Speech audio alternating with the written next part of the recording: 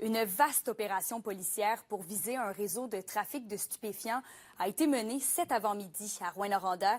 Et William, les policiers ont procédé à pas moins de 5 arrestations. Oui, Kémilia, tout ça a débuté vers 6 heures ce matin, alors que la Sûreté du Québec, assistée du service des enquêtes majeures, a perquisitionné, fait des perquisitions à 7 endroits en même temps dans la ville, dont 2 commerces qui ont été visés. Les policiers ont ainsi procédé à l'arrestation de 5 individus de 20 à 49 ans.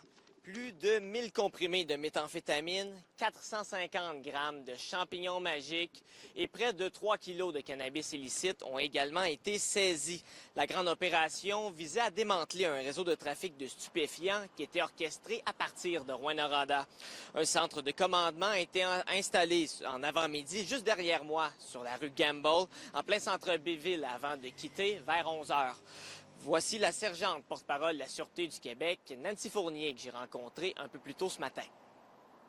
C'est une enquête qui a débuté en avril dernier. Donc, on visait vraiment là, un vaste réseau de trafiquants là, qui opérait à partir de Rouyn-Noranda, mais qui opérait partout en région. Donc, aujourd'hui, on parle de 5 résidences ainsi que 2 commerces qui ont été perquisitionnés. D'ailleurs, les perquisitions sont toujours en cours. Il y a 4 hommes, 1 femme qui ont été arrêtés. Et William, 7 perquisitions en même temps, ça arrive pas très souvent. Ça a quand même nécessité un grand déploiement de policiers. Effectivement, Kémilia, des résidents de l'avenue Frédéric-Hébert que j'ai rencontrés plus tôt aujourd'hui m'ont raconté avoir été réveillés par le bruit des gyrophares et des sirènes des autos de police alors qu'une des perquisitions avait lieu sur leur rue.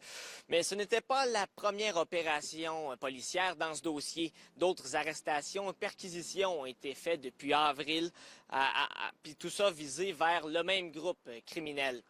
Il y a aussi d'autres policiers qui sont venus en aide à la Sûreté du Québec ce matin pour effectuer les différentes opérations. Je laisse entendre à nouveau la sergente Nancy Fournier. En fait, le tout débute là, par les enquêteurs de la division des enquêtes sur les crimes majeurs de l'Abitibi-Témiscamingue. Donc, ils ont été assistés là, par plusieurs autres corps de police, dont l'ERM qui se situe en Outaouais. Ensuite de ça, on a eu le corps de police autochtone du Lac-Simon qui était présent avec nous. On parle également là, du groupe tactique d'intervention qui était là pour nous assister.